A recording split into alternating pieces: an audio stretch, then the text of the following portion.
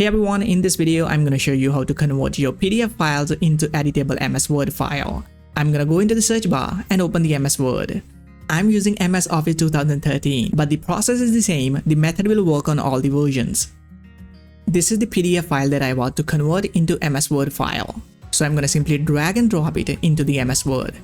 Click on OK. It will create a new file. Click on Enable Editing. Click on OK. And there it is. As you can see, I can select my text, double click on it and change it as I want.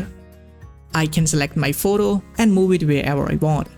I can also select and move these other elements and change whatever text I want. You can make your changes and then save the file in the Word format. So that's it guys, try it yourself and share your experience in the comment section. Please like and subscribe to my channel for more helpful videos. I'll see you in the next one. Have a great day.